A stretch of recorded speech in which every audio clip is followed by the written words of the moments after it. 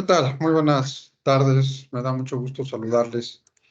Eh, en esta ocasión, dentro del programa de máster en argumentación jurídica, vamos a tener la oportunidad de escuchar a la doctora Isabel Yasmín Galeana Quintana, platicando con la doctora sobre el esquema del programa que se ha llevado a cabo. Uno de los puntos fundamentales de la argumentación jurídica son los modelos argumentativos. No solamente el sustentar, el convencer, el justificar, sino tener mecanismos que nos permitan ordenar de manera adecuada aquellos argumentos que vamos a presentar, ya sea en un tribunal, ya sea al momento de formular una demanda, un amparo, una resolución, etcétera. Entonces, platicando con la doctora, acordamos que nos haría el honor hoy de platicarnos sobre el modelo argumentativo de Stephen Turing. Hoy por hoy, Turing es uno de los grandes expertos de la argumentación jurídica y créame que este modelo que nos va a hacer favor la doctora Galeana de explicarnos, de comentar sobre este modelo de Stephen Turing, hoy por hoy es, insisto, una de las herramientas más importantes y uno de los más importantes autores para efectos de generar estos modelos argumentativos. Antes de cederle el uso de la voz a nuestra invitada, quiero leer algunos antecedentes curriculares de la doctora Galeana. Ella estudió la licenciatura, asimismo la maestría en la Universidad de Guanajuato. Igualmente cuenta con maestría en Administración y Políticas Públicas, especialidad y maestría en Justicia Administrativa, así como doctorado en Derecho Constitucional con línea de investigación sobre derechos humanos. Lleva 20 años como académica en diversas instituciones, entre ellas el Centro de Estudios del Bajío, y es catedrática, actualmente catedrática de posgrado, impartiendo esta asignatura, la de argumentación jurídica. Así es que no me resta más que cederle el uso de la voz a la doctora Galeana, no sin antes agradecerte, Isabel, que estés con nosotros en esta sesión y estaremos atentos a escucharte con toda la atención debida. Bienvenida y muchas gracias. Muchas gracias, doctor. Un verdadero honor estar aquí con ustedes. Más bien es la invitación, es un honor estar aquí.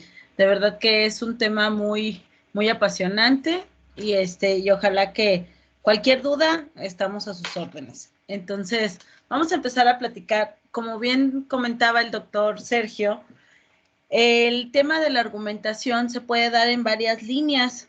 Entre ellas, pues puede ser la línea contenciosa o de litigio, como lo comentaba, desde hacer unos agravios, unos conceptos de impugnación, un concepto de violación en amparo, pasando por el tema legislativo, el tema de una cuestión ante el ayuntamiento, un análisis de impacto regulatorio para una nueva ley, para una iniciativa, para un reglamento.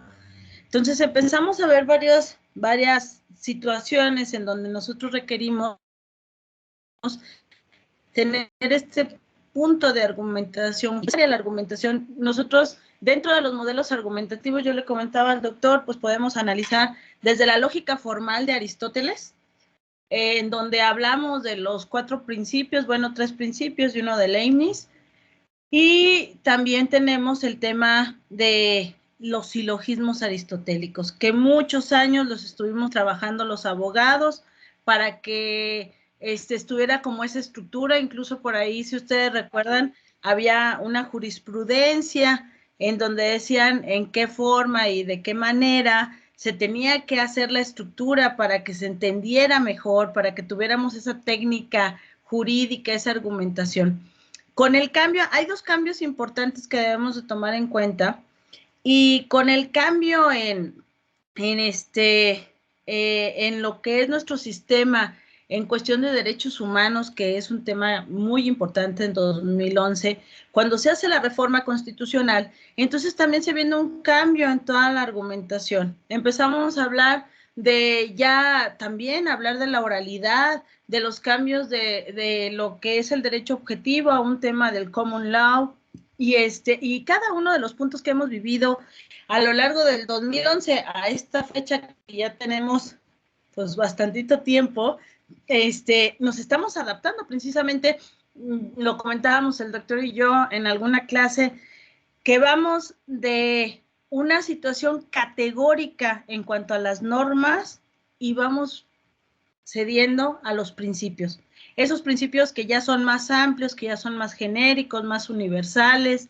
En esos principios, pues, es donde nosotros tenemos que empezar a indagar un poco.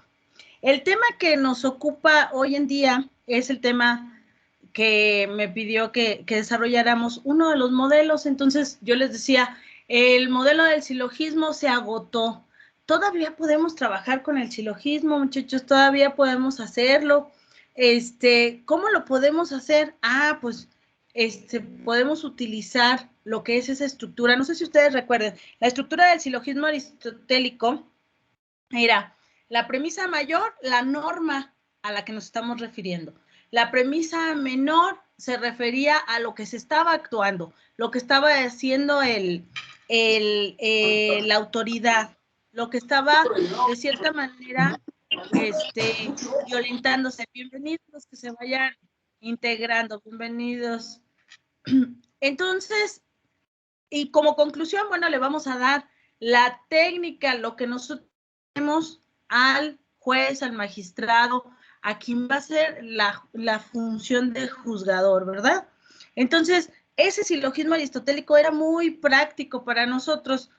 Cuando se viene esta reforma que yo les comento, es cuando empezamos a ver esos modelos argumentativos, estos modelos que a partir del silogismo aristotélico, pues empezamos a ver el modelo de Tolman, que no es un modelo reciente, les quiero platicar, es un modelo que viene de 1948, más o menos, perdón, pero que se fue adaptando.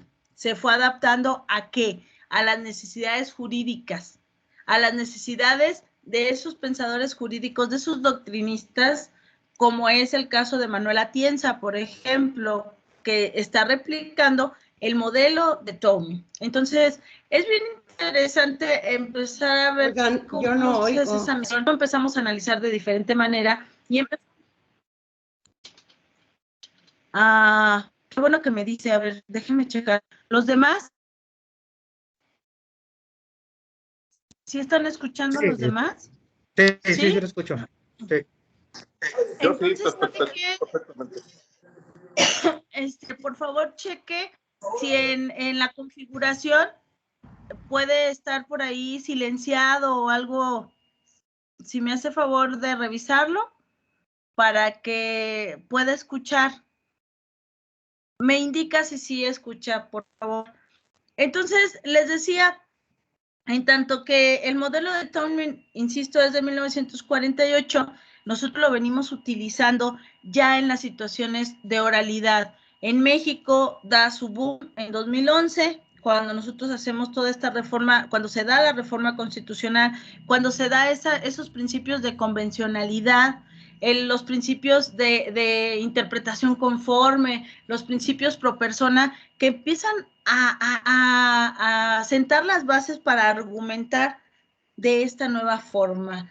Ya no nada más es el papel, el cómo redactarlo en papel, sino cómo lo voy a decir en la forma correcta, de la manera correcta, con la intensidad correcta, para que el juez, el magistrado, aquella figura que va a impartir nos pueda determinar una resolución a nuestro favor. Entonces, inclusive, vamos a recordar que cuando nosotros hablamos de la dialéctica, nosotros hablamos de tesis, ¿sí? De una tesis, de una antítesis, de una pugna entre esas dos vertientes, la tesis, lo que tú pretendes, la antítesis, todo aquello que está en contra, y haces una nueva síntesis. Y vuelves a tomar la tesis en esa situación y empiezas a ver qué es lo que te están refutando y así sucesivamente. La dialéctica es la base de la retórica, que la retórica tiene que ver con lo que nos enseñaba en un principio Aristóteles. Todo esto que les estoy platicando lo retoma Stephen Tolman y retoma esta información y dice, bueno, lo vamos a estructurar. ¿De acuerdo? Si me permiten, voy a compartirles una presentación para que vayamos siguiéndola. Déjenme, checo aquí.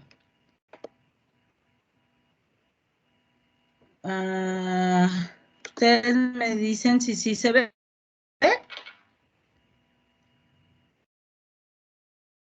Espérenme.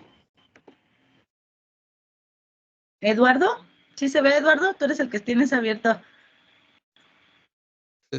Aquí andamos, no se alcanza a ver la presentación. Ah, ok, déjenme ver, ¿eh? Ahí voy. Sí, donde dice comparte, ahí Sí, se puede sí. subirla. Es compartir. Ujú. No sé si ahí esté bien. ¿Sí se ve? Perfecto. Sí, ahí ya Sí, se ve. perfecto. ¿Sí? Ok, Sí. perfecto. Si hay duda, porque yo estoy aquí en la presentación, me detengo, no hay ningún problema. Ok, en general, este filósofo, nace en Londres en 1922, fue profesor de humanidades y en 1942 y 48 se va a la Universidad de Cambridge y trabaja junto a otro filósofo muy importante en la materia jurídica, que es Ludwig Wittgenstein, ojalá lo haya dicho bien, cuyas ideas influyeron decisivamente en estos textos de Townley. Muy pronto fue contratado para hacerse oficial científico. Entonces, como lo ven, es una estructura que no es puramente jurídica, es una estructura de raciocinio. Es una estructura, jóvenes, en la que dentro de nuestra mente tenemos el impacto de las ideas y la síntesis neurológica que nosotros realizamos en nuestra síntesis de razonamiento. El razonamiento jurídico entonces tiene que ver con todo aquello que nosotros conocemos y que logramos hacer esa síntesis para llegar a una conclusión, que es muy parecido al tema que estaba racionalizando Aristóteles. Si tú no tienes una idea, si no tienes el conocimiento, pues no vas a poder llegar a ese razonamiento. Que lo interesante es conocer todo el problema, todo lo que pensaba y lo que propone como tesis es que se conozca toda la problemática, que se conozcan los pros, los contras y que tú tengas una pretensión. Eso es importante. Ahora, dentro del modelo de Townley, también es importante saber que tenemos otros vertientes. Tenemos el modelo de Townley, pero tenemos también el modelo de la hermenéutica, el modelo de la persuasión. Nosotros tenemos la hermenéutica como la interpretación jurídica. ¿De qué? De pues todo el derecho objetivo y subjetivo con el que estamos trabajando. Entonces, la hermenéutica es esa interpretación. Si tú haces una correcta interpretación, vamos a poder conocer de forma más concreta. Y si tú haces una correcta interpretación, vamos a tener estos pilares que nos dijo Aristóteles. Esta liga se la voy a compartir, esta presentación se la comparto al doctor Sergio para que se las pueda hacer llegar. Pero en esta van a ver, ese video es un video de los 3 pilares de la persuasión. Se los platico rápidamente. Los 3 pilares de la persuasión van a ser logos, patos y etos.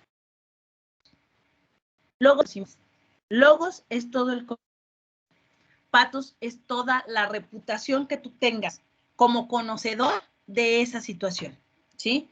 Y el ethos es toda la congruencia emocional. Yo, como decía el doctor Sergio, yo imparto esta materia, entonces yo lo que les digo es, cuando nosotros estamos ante un juzgado de oralidad, nosotros tenemos que estar visualizando qué es el impacto que están causando ustedes con el juzgador, ¿sí? ¿Cuál es el impacto que ustedes están teniendo con el juzgador, derivado de lo que ustedes están presentando? Y entonces, si tú pierdes la ilación, si tú pierdes la idea de lo que tú estás hablando, o bien, si tú conoces la información que tú estás presentando, pues tampoco el juzgador va a que no va a tener confianza, no se va a hacer esa conexión. Por eso, tanto la hermenéutica como la persuasión, que este modelo argumentativo en materia jurídica sea de éxito. El modelo de Tolman es un modelo que tiene que estudiarse, pero que además tiene que reconocer cuál es la pretensión que se busca. En el momento de estar haciendo nosotros de cualquier argumentación, se puede hacer. Yo les comentaba también, por ejemplo, cuando hacemos una iniciativa, estamos en el Congreso del Estado, en el Congreso de la Unión, en la Cámara de Diputados o Senadores. Hacen una exposición de motivos y se tiene que lograr el objetivo, ¿sí? Que la iniciativa pase adelante, ¿sí? Entonces, ¿qué es lo que sucede? Pues muy sencillo. Nosotros podemos hacer el modelo argumentativo de Tolmin para que sea presentada esta iniciativa. ¿Qué es un reglamento? Bueno, pues planteamos la situación también ante una iniciativa en el pleno del ayuntamiento y también se puede lograr con este modelo. Ok, entonces, ¿alguna duda con las dos figuras, tanto la hermenéutica como la persuasión, dentro de este modelo que vamos a analizar? ¿No? Sí, háblenme porque no los veo. Háblenme. ¿Todo bien? Ok. Bueno, vamos a seguir. El modelo de argumentación, según Tolmin, se refiere a un método distinto al de la retórica del silogismo de Aristóteles. Parte de ahí, pero es distinto. Para la redacción de un argumento jurídico que sirva para la interpretación jurídica, la causa de pedir en las demandas de todo tipo, incluso cuando se trata de conceptos de violación en la presentación de la demanda de amparo. En este sentido, el modelo se analiza dentro de dos actores, que es el sujeto y todo lo que argumenta, esa sería la tesis, y presentando argumentos lógicos que son debatidos por un oponente, que finalmente se pone en conclusión de todos los enunciados argumentativos redactados. Se considera, le digo yo al doctor Sergio, que al final vamos a hacer un pequeño ejercicio para que ustedes también practiquen lo que es el modelo. ¿Ok? ¿Para qué sirve el modelo de Tolmin? Okay, el modelo de Tolmin sigue un método de la razón práctica. Aquellas situaciones, Aristóteles decía, hay una razón formal o lógica. ¿Estamos de acuerdo? Entonces, no, es que a mí no me sirve la razón lógica. O sea, a mí no me dice nada todos los hombres son fieles, ¿no? Sócrates es hombre, Sócrates es fiel. No, para mi tema no me va a servir. Entonces, la práctica es lo que estás viviendo, lo que estás conociendo. ¿Cuáles son las partes importantes de cada una de las argumentaciones? Entonces, en esa situación, va a poder premisas derivadas de datos, garantía y respaldo. Pretensiones, jóvenes, que vienen respaldadas, viene con una garantía, y ahorita vamos a ver cada punto, y viene con una información, lo cual te da ese tema de la persuasión del logos que decíamos. Ese logos es tener ese control del conocimiento, saber qué es el pro y qué es el contra, ¿ok? Ahora,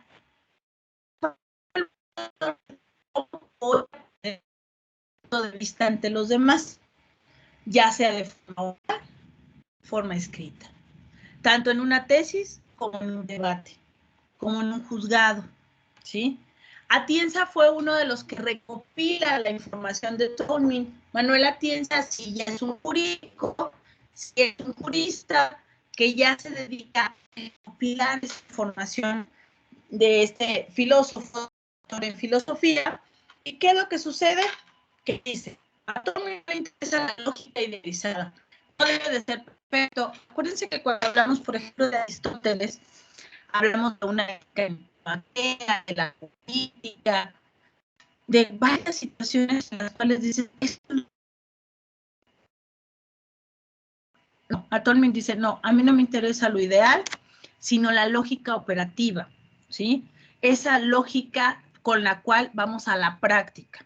Y que esa práctica te va a llevar precisamente a ese razonamiento jurídico por el que estamos trabajando. Por ejemplo, Cuando nosotros hablamos de el principio del interés superior del menor, siempre vamos a tener esa pauta del interés superior del menor. Cuando te encuentras, por ejemplo, yo estuve trabajando como directora de cívica aquí en Irapuato, y te encuentras un año me dice, sí, yo robé dinero, y ya no sé dónde está. Ah, ok, tú lo robaste hace años. Entonces, la lógica idealizada sería, pues, poder sancionar a cualquier persona que realice algún delito. Pero la lógica operativa te da la posibilidad de decir cuál es la excepción que tengo en la norma. En la ley general de niños, cómo puedo ser juzgado si es menor de edad, qué es lo que hay que hacer. Y en situaciones de este tipo es cuando empiezas a ver cuál es en realidad la sanción del niño, en realidad es el rescate de ese menor, de ese trámite, ese procedimiento para que pueda llegar a un razonamiento y que también le pueda dar una resolución lógica. Porque que robaron el dinero, al final de cuentas va a querer la recuperación de su dinero. Entonces, tiene que impartir justicia. Hay que verlo, lo tuve que ver con mis jueces cívicos y ante esto, bueno, pues es una lógica generalizada. Incluso lo vimos con la gente de fiscalía, porque decíamos, bueno, ¿y qué hacemos? No, pues no puede, es inimputable, no lo puedes hacer, no puedes hacer nada.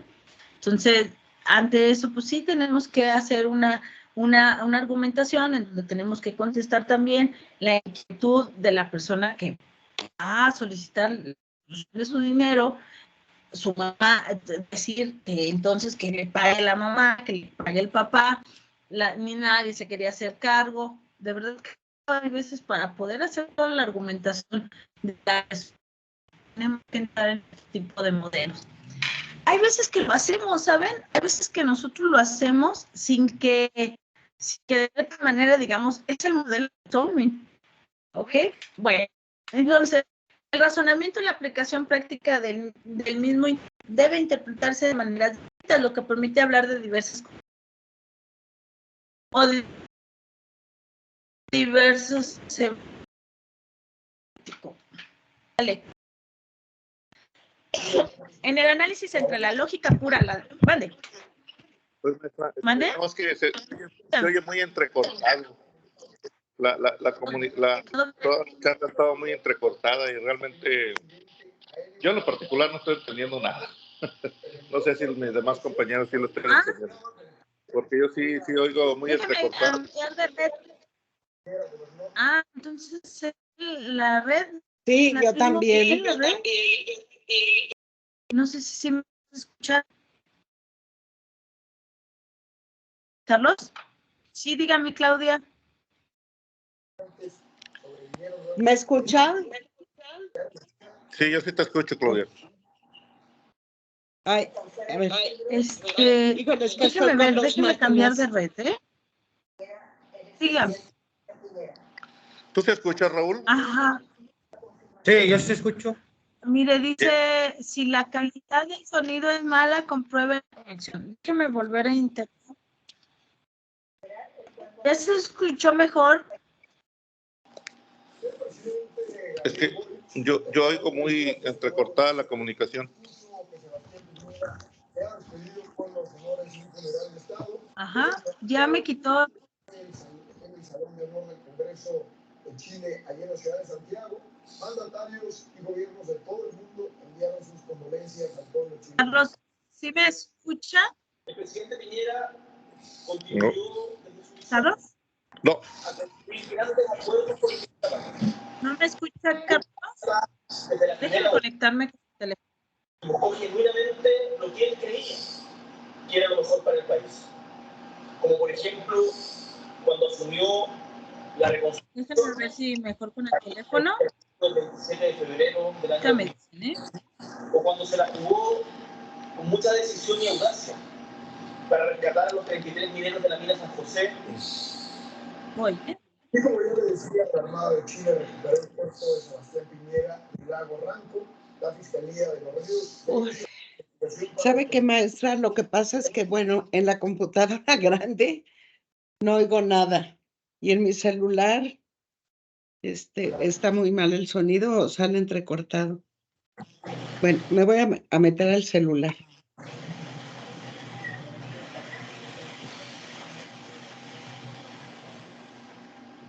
Lamentable esto que ocurre allá en Chile, pero no es la única tragedia. Las A ver, banderas no sé si así esté mejor. escasean el centro del país y que han dejado al menos Carlos, estoy conectada a mi teléfono, Ah, no ya, sé si esté mejor. ya te estoy ¿Sí? escuchando. Ok, entonces ya quedó mejor. Sí, ya No se te escucha a mejor. las Claudias. Ajá, Claudia, dígame si sí ya quedó. Las Creo que dos se son Claudias. desconectó, ¿no? Es la misma persona, ¿no? Sí, lo que pasa Ah. es que estoy en la computadora y en Ah. mi celular. Pero Ah, ya me voy ok. de mi computadora. Ok. A ver, entonces, ¿ya escuchó mejor, Claudia? Sí, ya, maestra, Ya, gracias. yo ya, maestra, Ok. gracias. A ver, entonces vamos a hacer una cosa. El modelo de Tolman es un modelo argumentativo, ¿de acuerdo? El modelo de Tolman lo que tiene es ciertos elementos en los cuales tenemos que ir aterrizando. El modelo de Tolman tiene que ver con la lógica práctica, ¿de acuerdo? Entonces, al momento de estar en esa lógica práctica, tenemos, déjenme les comparto esta parte, ¿sale? Ok.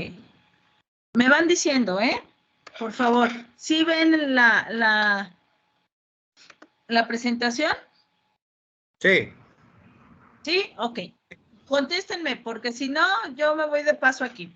No, sí se ve. Entonces, Sí, maestra, vamos a... sí. Ok, Sí, perfecto. sí. Entonces, el término argumentar tiene dos funciones, la instrumental y la argumentativa. La instrumental es toda la unión de vocablos que los vamos estructurando de manera tal que tengamos una sintaxis para un entendimiento, jóvenes. Y la argumentativa es la unión de los vocablos, pero que al momento de alcanzar el objetivo para los que fueron creados, se tendrán que crear estructuras de razonamiento conjunto con elementos para que los órganos jurisdiccionales atiendan a nuestras pretensiones. Si nosotros buscamos que se haga una modificación en una norma, bueno, pues tenemos que buscar los argumentos correctos. Si nosotros buscamos que se sancione a una persona por un delito, tendríamos que buscar los argumentos adecuados. Si nosotros buscamos que se pague una pensión alimenticia, que se dé un desalojo, según el área donde ustedes estén trabajando, bueno, pues se tendrá que juntar todos esos datos para que podamos conseguir que el órgano jurisdiccional atienda a estas pretensiones.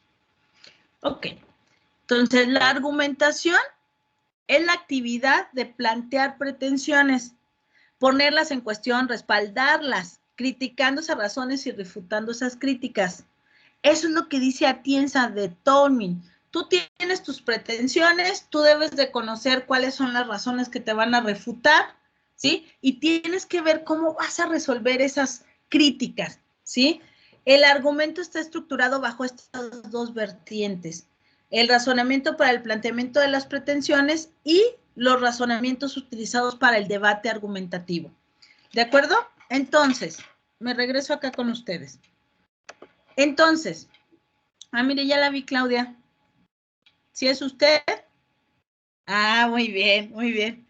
Bueno, muy bien, excelente. Y acá arriba, ¿quién está? Donde dice, ¿Fernando? ¿Es Fernando? ¿Quién es Fernando Acosta? A usted. Muy bien, excelente. Pues mucho gusto a todos.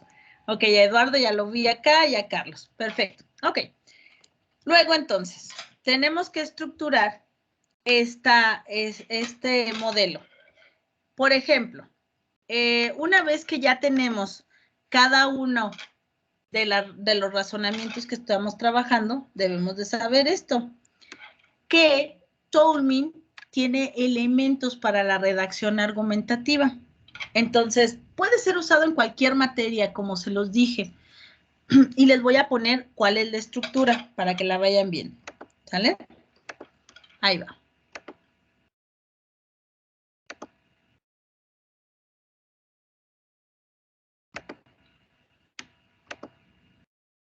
¿Quién me dijo que no le había entendido? ¿Carlos? ¿Sí, Carlos? ¿O quién? No, ¿Sí lo maestra. ves? Sí, lo que pasa es que en donde vimos lo del razonamiento, los dos tipos de razonamientos, ahí fue donde se entrecortó todo. Ah, ok, perfecto. Ok, entonces, ahí les va. Estos son los elementos que debemos de tener básicamente para hacer una argumentación bajo el modelo de Tolman. ¿Ok? Entonces, vamos a tener una pretensión. ¿Qué es la pretensión? Es cuando tú te pones a hablar con tu cliente y le dices, ¿qué es lo que tú quieres? ¿Sí? ¿Cuál es el objetivo de la demanda? Me decían por ahí unas personas, oye, yo hace como un año terminé mi licenciatura, quiero seguir estudiando, pero no me entregan mi documento de licenciatura, mi título, mi certificado y mi título. Y entonces hacen un amparo. Y el amparo, dicen, empiezan a trabajar con eso. ¿Cuál es tu objetivo? Hay dos objetivos, jóvenes. Una, que los dejen seguir estudiando en el posgrado, y la otra es que reciban su documento. Porque si reciben un documento desfasado en fechas, lo que va a suceder es que no van a poder seguir estudiando, sobre todo si es un tema escolarizado. Entonces hacemos el amparo y en el amparo le tenemos que poner cuál es la pretensión. Esa pretensión, jóvenes, si tienen manera de ustedes de escribir, le vamos a decir la causa de pedir.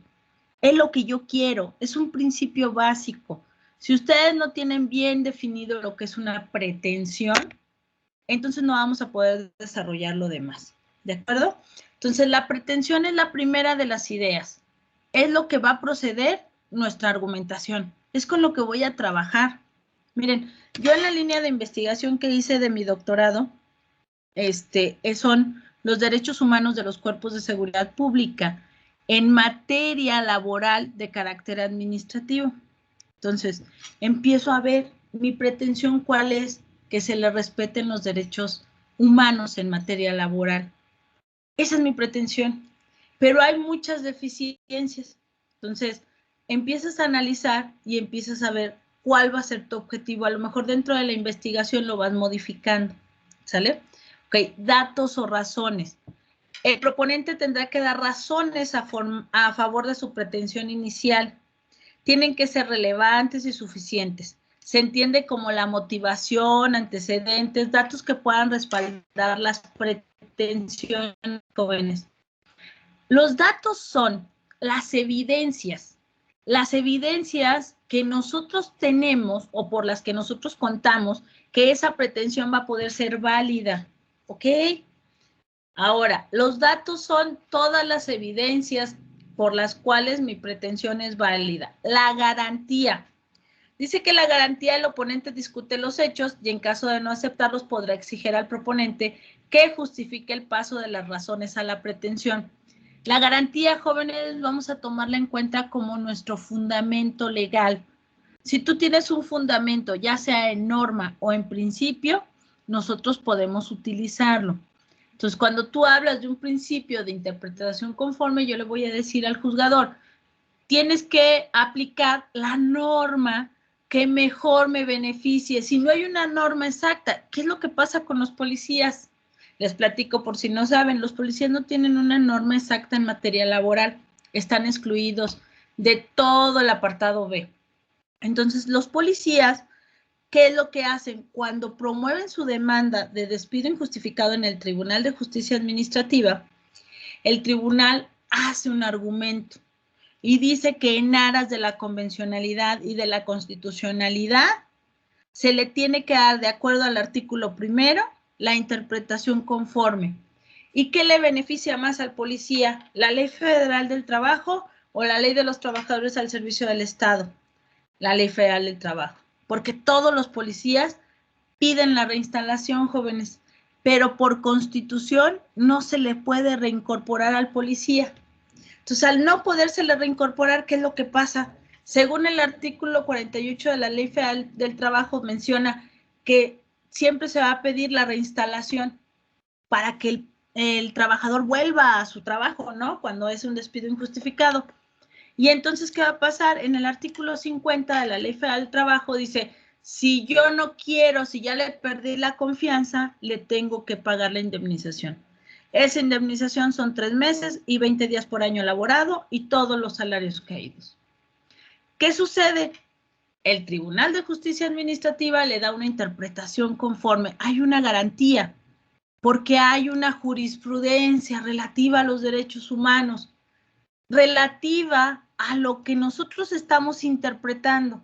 Entonces, en el razonamiento de la sentencia, que también es otra forma de argumentación, debe de mencionar el juzgador cuál es su garantía. Su garantía es el artículo 1 constitucional. Esa es su garantía.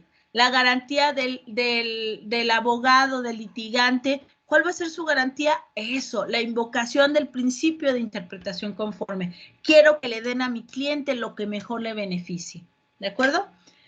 Luego decimos el respaldo, mostrar que la garantía resulta válida, relevante y con suficiente peso. Se identifica la norma jurídica que se relaciona y que va a respaldar la garantía en razón de la pretensión y los datos. Si ustedes se fijan, la pretensión, los datos y la garantía es como en un primer momento, pero el respaldo es, mira, si tú te fijas, no hay otra opción. O sea, el policía que hace, entonces, en esa situación, jóvenes, pues el respaldo son todos los ejemplos de todos los policías, de todas las sentencias que han resuelto el mismo Tribunal de Justicia Administrativa, ¿sí?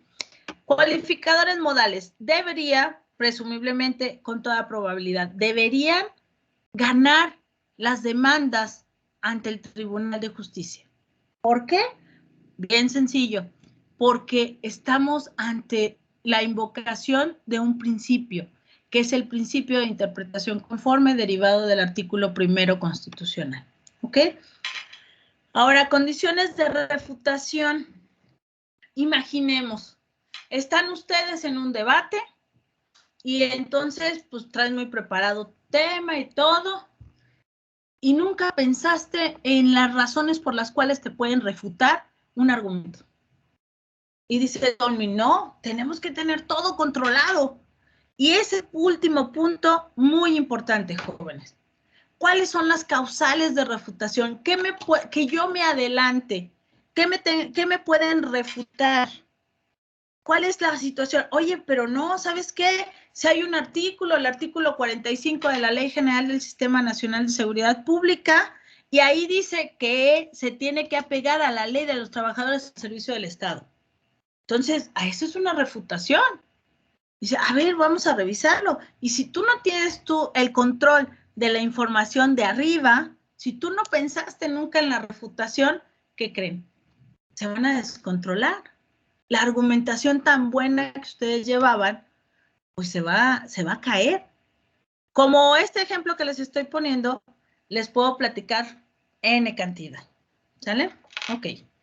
Les voy a platicar un ejemplo más para irnos familiarizando, porque les voy a dar la práctica, ¿de acuerdo?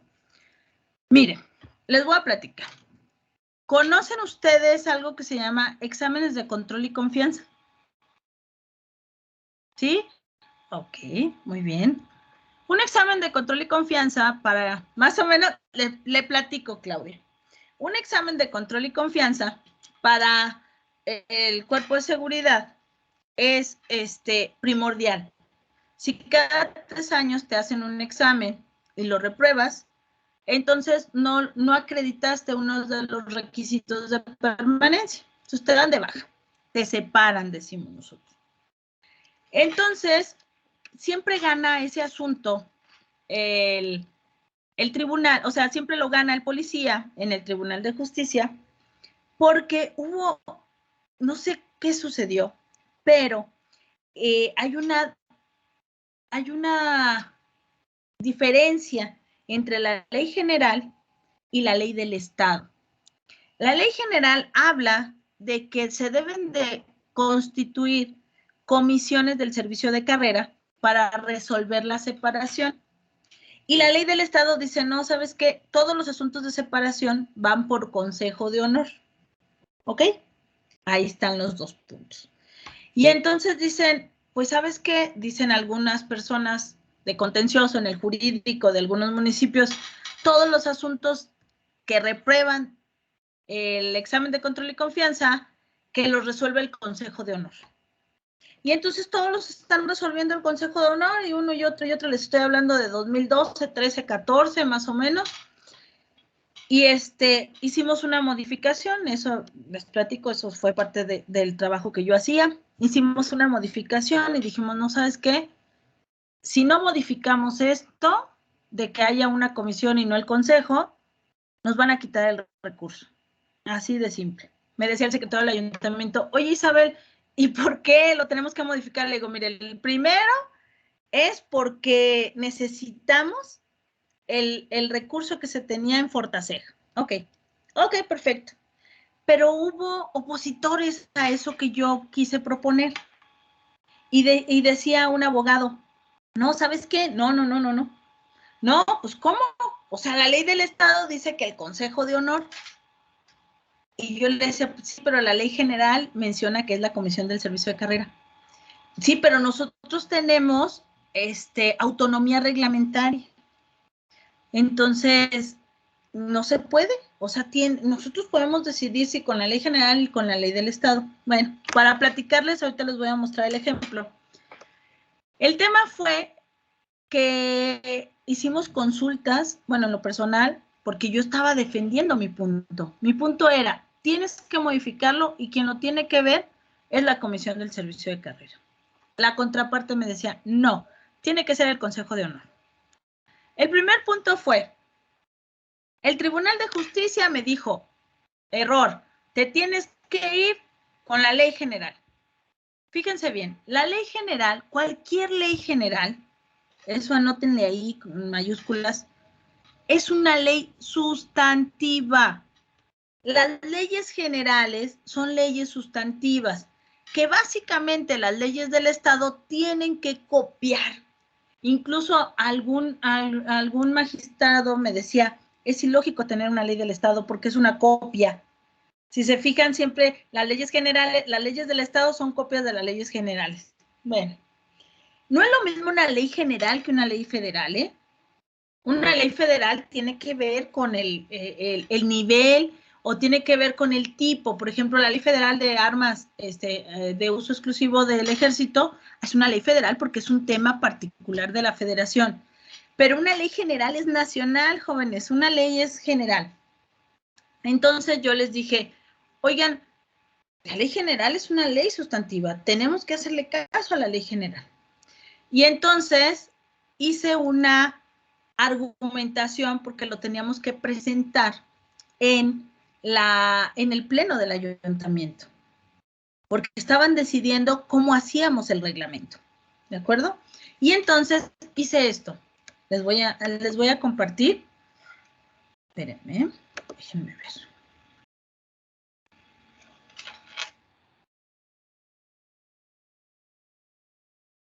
Espérenme. Ahí está. Okay. Si se ve, es un Word, se los voy a hacer más grande.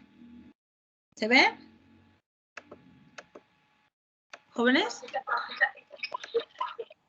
¿Claudia? Sí se ve, doctora. Ok, muy bien. Vamos a ver. Miren, estos son los elementos del modelo de Tolman, ¿ok? Ustedes deben de tener una pretensión. La pretensión es lo que ustedes tienen como objetivo, ¿de acuerdo? Debe de haber un dato o una razón, ¿ok? Tiene que haber una garantía, un respaldo, un cualificador modal y una refutación. Ciérrenme por ahí sus micros, porfa. Entonces, esa es como la estructura general, ¿ok? A ver, ¿quién tiene ahí su micro abierto? Ok, gracias. Dice aquí, fíjense, todos los elementos de la argumentación están conectados entre sí, ¿ok? A continuación se va a ejemplificar el modelo de argumentación de Tolman, El artículo que vamos a trabajar es el 102, fracción quinta, de la Ley del Sistema de Seguridad Pública del Estado de Guanajuato. Al no observar lo establecido en el artículo 105 de la Ley General del Sistema Nacional de Seguridad Pública para el tema de los procedimientos de separación por la falta de un requisito de permanencia. ¿Qué me alegaba el Tribunal de Justicia cuando salían del Consejo de Honor? Que no había respeto para el principio del debido proceso y perdíamos. O sea, decía, es que no está correcto la aplicación del derecho humano, del debido proceso, porque lo tienes que aplicar de acuerdo al artículo 105 de la Ley General, que es una ley sustantiva. Y tenemos que entender eso. Hay veces que uno necesita meterse a estudiar más, porque tenemos que pulir todo esto. Ok. ¿Cuál es mi respaldo? Primero que nada, ¿cuál es mi pretensión? Se los voy a mostrar acá. La pretensión será la propuesta de reforma del artículo 102, fracción quinta de la Ley del Sistema de Seguridad Pública del Estado de Guanajuato, para derogar dicha fracción y realizar la referencia de que los procedimientos de separación por falta de requisitos de permanencia deberán ser desahogados por la Comisión del Servicio Profesional de Carrera Policial, evitar que sean observados por el Tribunal de Justicia Administrativa por la falta de competencia del Consejo de Honor y Justicia, ya que dicho órgano debe referirse a los temas disciplinarios. El Consejo ve disciplina. El tribunal atiende a la norma genérica de la supremacía de las leyes emitidas por el Congreso de la Unión en un concepto de ley general, es decir, como ley sustantiva. Esa es mi pretensión. La pretensión es buscar una derogación de una fracción y a lo mejor una reforma, una adición, ¿sí? Dentro de lo que es la estructura de la ley del sistema del Estado. Esa es mi pretensión, esa era mi pretensión. Y bueno, pues está como iniciativa, se está resolviendo.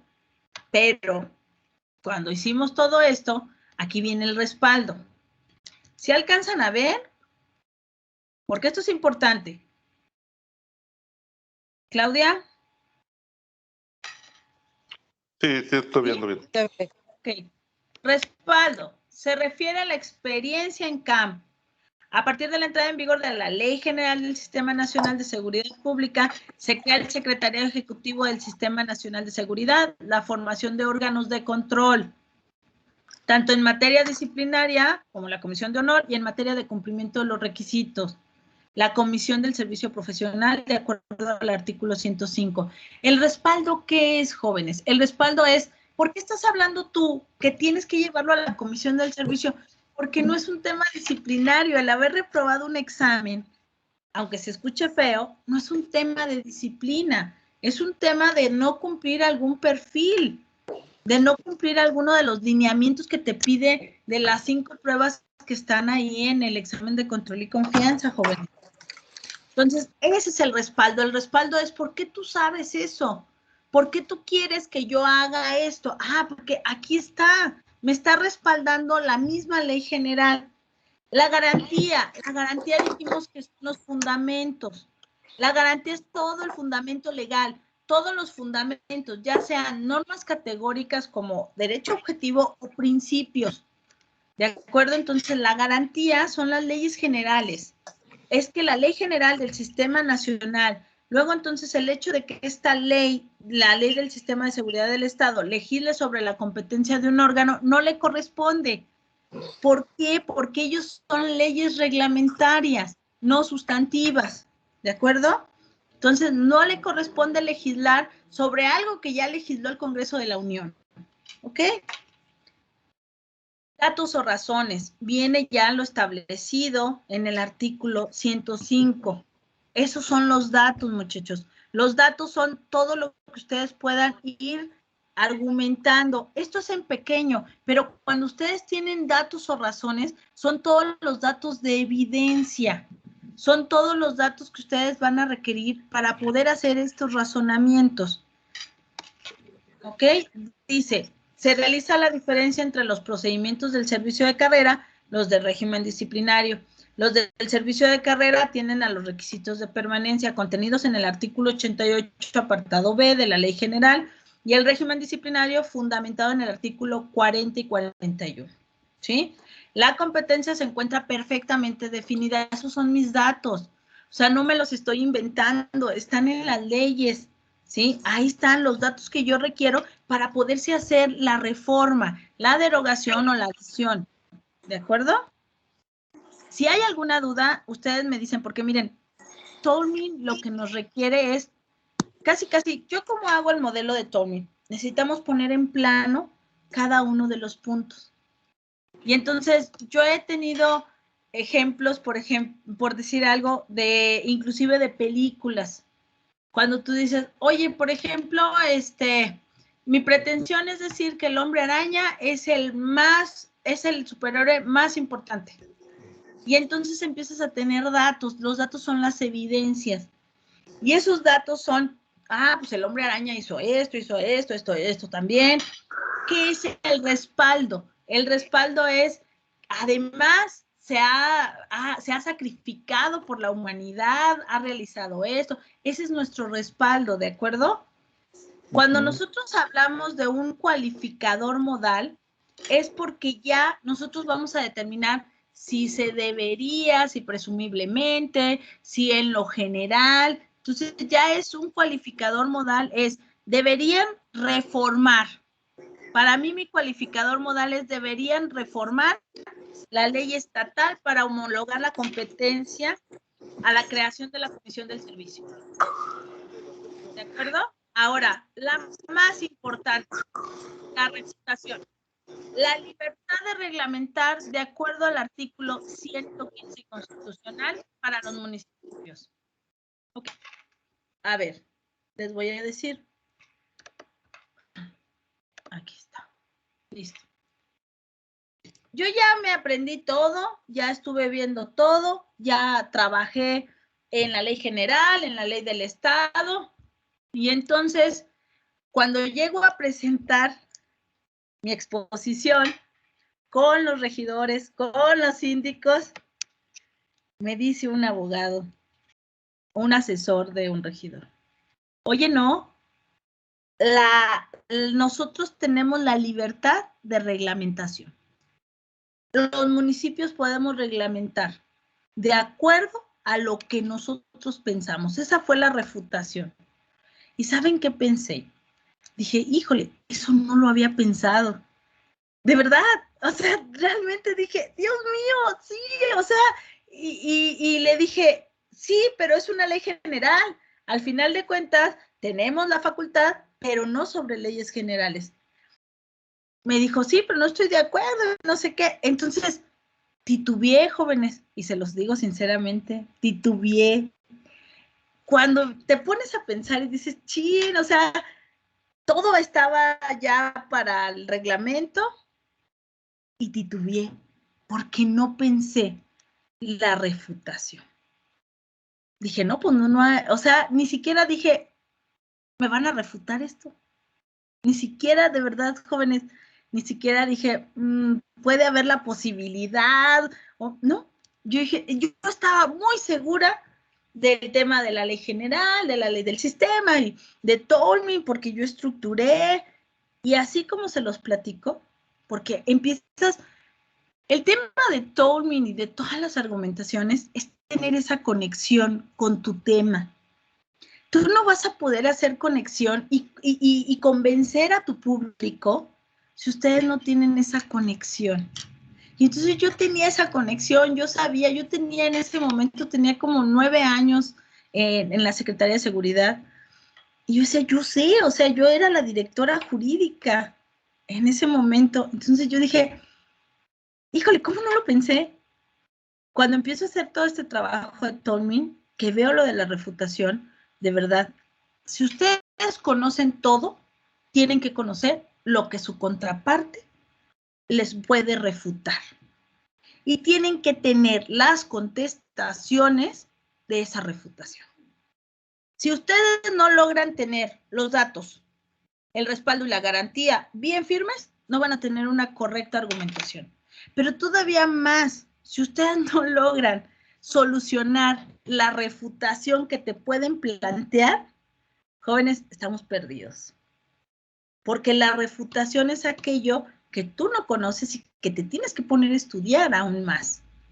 Lo que va en contra es lo que ustedes tienen que argumentar con mayor sigilo, con mayor entereza. Si ustedes, no sé si ustedes, por decir algo, se dedican al civil, pues necesitamos ver cuál es la refutación que te va a decir el esposo, ¿no? En lo familiar, por ejemplo.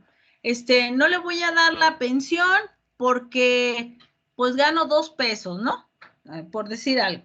Y entonces tenemos que ver, si esa va a ser la contestación de refutación, pues tenemos que contestar nosotros también cuál es el sistema de vida, cuál era el modelo de vida que tenían cuando vivían juntos. Entonces, ¿qué está sucediendo? ¿Cómo me diste un estilo de vida de esta forma si tú ganabas 2 pesos? Entonces, ahí entra también el dictamen de trabajo social. Y ese tip me lo dio una amiga mía. Todos los dictámenes del trabajo social son los que vamos a promover como una prueba para que se pueda dar la correcta argumentación. Entonces, cada uno de los modelos, cada uno de las argumentaciones que nosotros estamos trabajando, les puedo yo platicar muchísimo también por ahí. No sé si ustedes se acuerdan cuando estábamos trabajando lo del tema, ¿sí conocen lo que es un torito? Ahí en México, pues, que en lugar de conmutar la pena, se quedan encerraditos. Bueno, la ley de movilidad del estado de Guanajuato ya lo prevé. Y tan lo prevé que le ordenó a los municipios hacer esto. Y los exhortó para que se hicieran como una especie de toritos. ¿Qué fue lo que sucedió? Lo primero que me refutó el presidente municipal, ¿de dónde vamos a sacar el dinero de todas esas infracciones? Es un tema de dinero, Isabel. Cada infracción por estado de ebriedad, jóvenes, no sé si ustedes son de aquí de Guanajuato, pero aquí en Irapuato, de donde yo soy oriunda, 10,000 pesos. Si vas en estado de ebriedad, te quitan el carro, para poder sacar el carro son 10,000 pesos, el arrastre, la grúa, lo que sea, todo, te sale el chiste como en 13,000. Ay, si te pusiste agresivo o algo, pues ya ahí le van aumentando, le van sumando. Entonces yo le decía también al pleno del ayuntamiento, pues es que es una orden de la ley de movilidad. Y me dijeron, no. Unas personas que no conocían que hay una jurisprudencia por ahí que ya en temas de prevención de este tipo de estado de ebriedad, me dijeron, ¿sabes qué? Pero vamos a violentar, porque es posible conmutar la pena según el artículo 21 constitucional.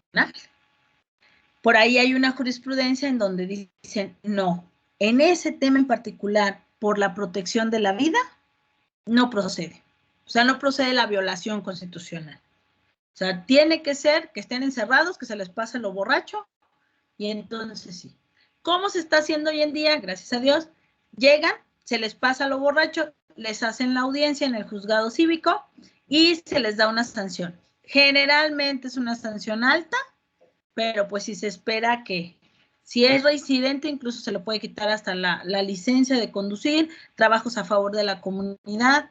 Entonces, vamos como avanzando. Entonces, sí, de verdad, tanto en los temas de litigio, jóvenes, como en los temas de cabildeo, me parece que es necesaria la argumentación. Yo le voy a pasar por ahí toda esta información al doctor, les voy a pasar toda esta información para que ustedes la estén estudiando. Miren, no es así como que hoy ya aprendimos. Yo creo que es una cuestión de práctica. Yo quedo a la orden, totalmente a la orden. Si ustedes requieren alguna, mande, Claudia, dígame. Oiga, maestra, mire, por ejemplo, ajá, yo litigo en contra de asuntos de Conagua. Ajá, sí.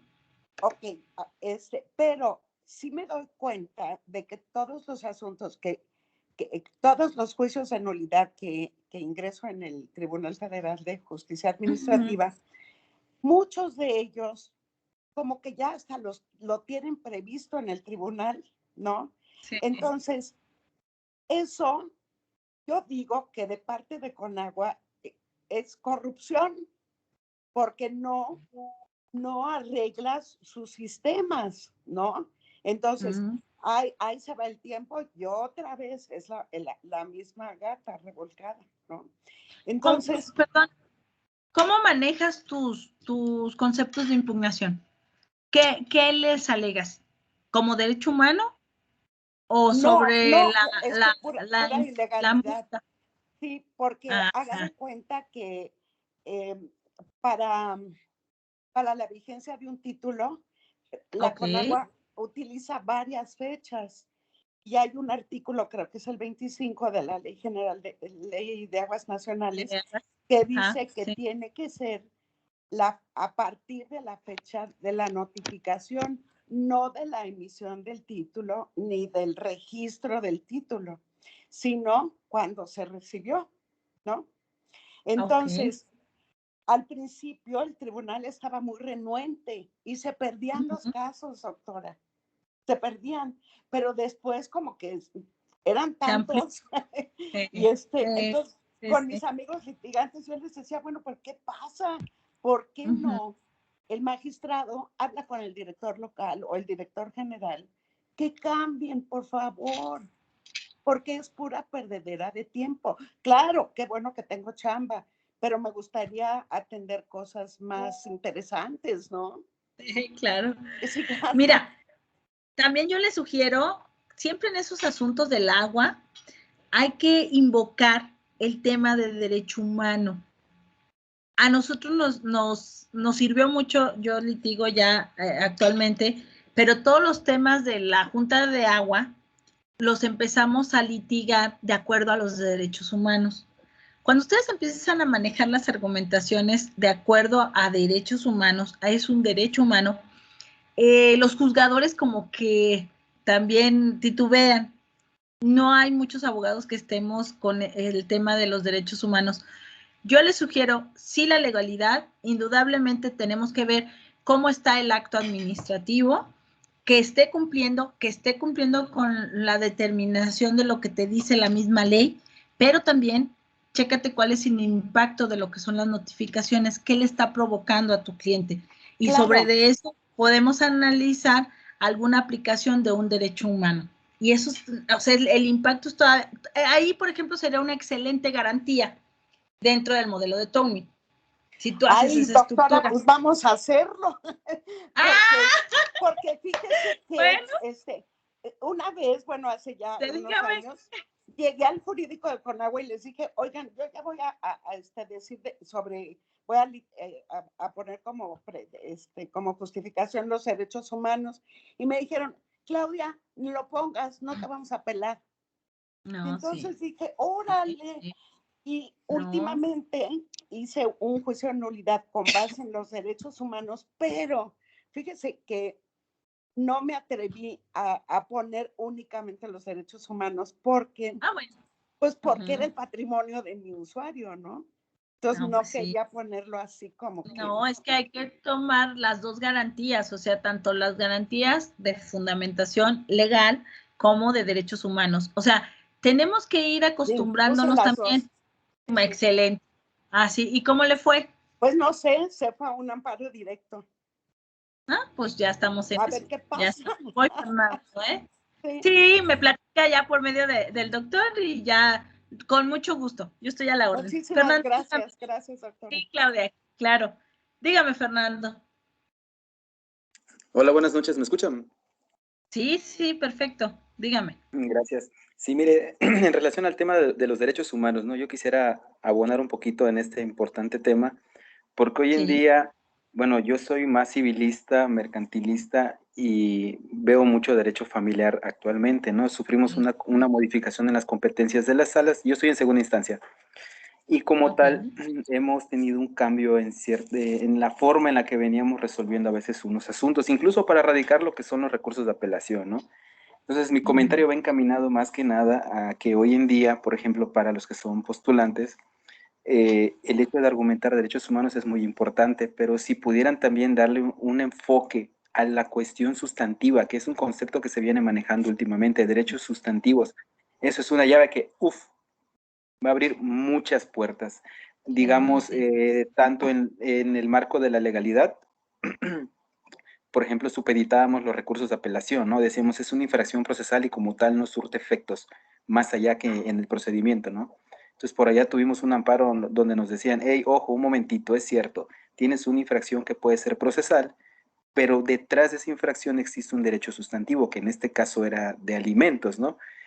Y el juzgado de distrito obligó al juez de instrucción a remitirnos un recurso de apelación y como tal nosotros en alcance, por así decirlo, ¿no? Porque, ojo, no fuimos autoridad responsable en el juicio de amparo, pero viendo propiamente cómo se desarrolló lo que viene siendo la estructura argumentativa de la sentencia que concedió ese amparo, dijimos, hey, un momentito.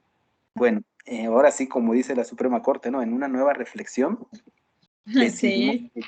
decidimos admitir a trámite ese recurso de apelación porque efectivamente está en boga lo que viene siendo un derecho humano que, interpretado como un derecho sustantivo, es el derecho a la vida y el derecho a los alimentos que reclama esta persona en específico, ¿no? Entonces, eso es como que un tip, ¿no? Si pueden matizar derechos humanos y derecho sustantivo, van a abrir muchos caminos.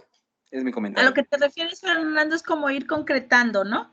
O sea, no dejarlo tan abierto en cuanto a los derechos humanos, pero ir concretando en relación con el derecho sustantivo que está siendo impactado, ¿no? Sí, estoy completamente de acuerdo. Así debe de ser.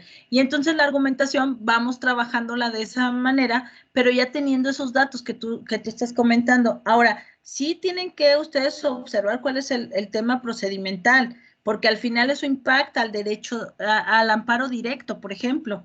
Entonces, indudablemente, derechos humanos, derechos sustantivos, sí, me parece bien. Gracias, Fernando. Muy bien. ¿Alguien más, jóvenes? No. ¿Que ya acabó la clase? No sé, sí, ¿verdad, maestro? Usted dígame.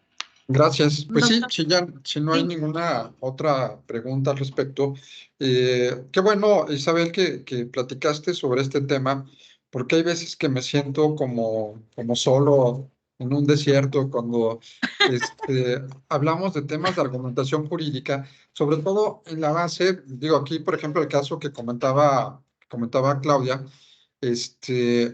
pues bueno, esta parte de ir filtrando los derechos humanos, de ir argumentando en derechos humanos, el modelo de Turbin, el modelo de Alexia, el modelo de Atienza, el modelo de grandes expertos de la argumentación que nos van a ayudar a pensar, sobre todo en este nuevo esquema de racionalidad que nos permite tener una forma, no vamos a llamarle nueva, porque en realidad no lo es, pero sí diferente a como se acostumbraba anteriormente.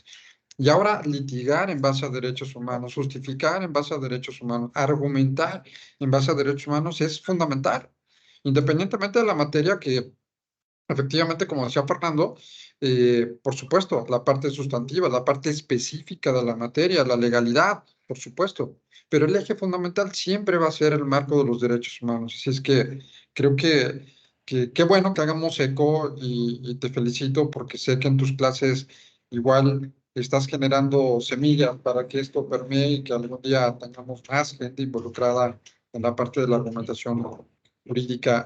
Fernando, no sé si quieres hacer otra intervención. Veo tu mano levantada. No, gracias. Creo que se bugueó la aplicación.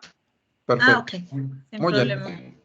Bueno, pues si no hay ninguna otra observación, pregunta, comentario, pues no me resta más que agradecerle a la doctora Isabel Galeana Quintana que nos hizo favor de acompañarnos en esta sesión muy amena, sobre todo con una gran profundidad práctica, tanto en el ejercicio de la academia como en la parte profesional, que creo que esa mancuerna es importante, ¿no? No Gracias. solamente la parte teórica, sino la parte ya de la práctica en el campo. Así es que, pues, muchísimas gracias, Isabel, por acompañarnos. Gracias. Nuestro respeto, nuestra admiración y muchísimas gracias a todos y a todas que nos hicieron el favor de acompañarnos en esta sesión. Nos Gracias, vemos la Jessica. próxima semana. Muchas gracias a todos. Muchas gracias. Ya saben, estoy a la orden, ¿eh? Muchas gracias. Buenas noches a todos. Gracias. Te paso los documentos, Gracias. doctor, para que Sí. se los compartan. Gracias. Perfecto. Gracias, buenas noches. Hasta luego. Gracias. Muy bien, buenas noches. Hasta luego, un gusto.